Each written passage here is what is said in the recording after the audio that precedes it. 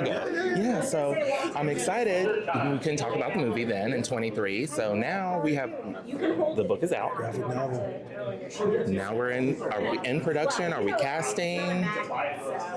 You know, Is that a question it's for still now? early. Yeah, I Okay. think you know it's early, and I think there are some amazing conversations going on with actors that we all know and love, and with directors that we all respect. But you know, I'm just excited about the graphic novel. Excited about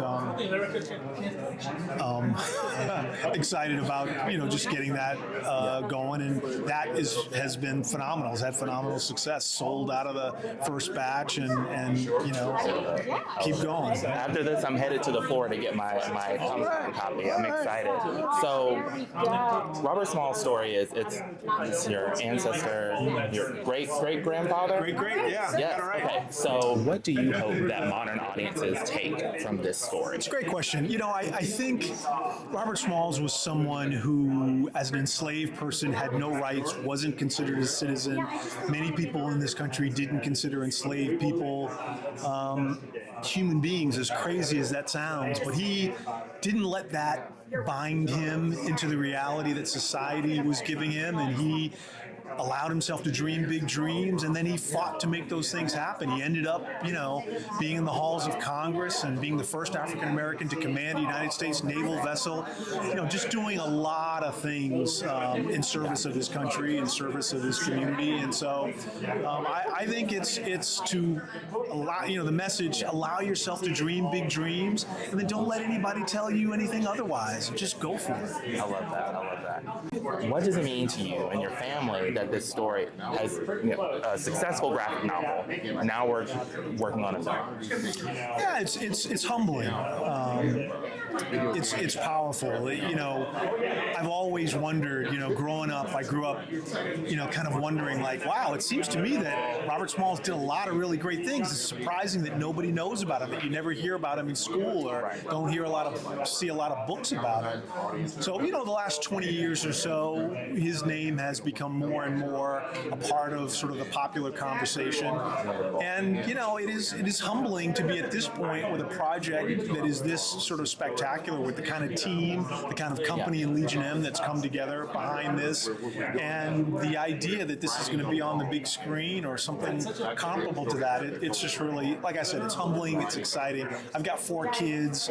I am honored to be able to have them engage with this story. So it's great. It's wonderful.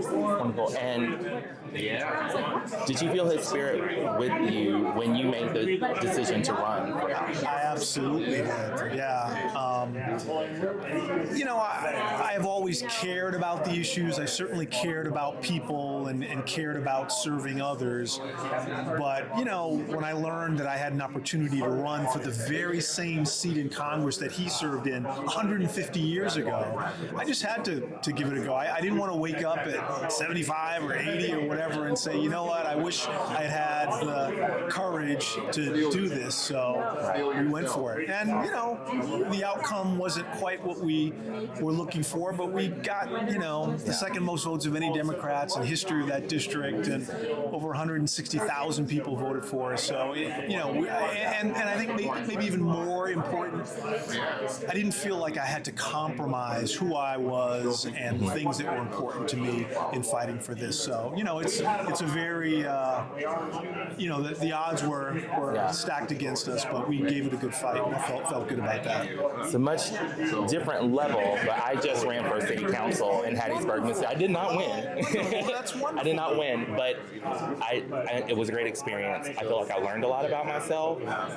Is there anything that in the process of running that you feel that you would? Yeah. I mean, I was also inspired. Teddy Roosevelt has this famous quote talking about the man in the arena, and that it's you got to get in and try to make a difference. And so that was a part of it. I just had a sense that I needed to try to serve. Right. And so, I believe that these are kind of different, odd, odd kinds of political times that we're in, and people need to get active and need to roll up their sleeves and try to make a difference. And so I commend you that you did that and you were in the arena. And thank you.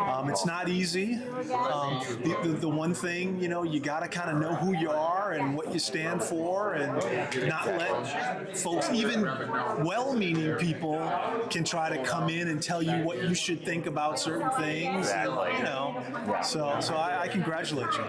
Thank you. I work in voter services, so my 9 to 5 is going out getting people registered and doing voter education. So this kind of stuff is important to me. I have a passion for it, and this story is important because it's going to get us. We need to make sure that people are learning the things that they're not teaching in schools, and it's important that we're telling these stories. Agree. Thank you so much. Yeah, thank you. Appreciate it.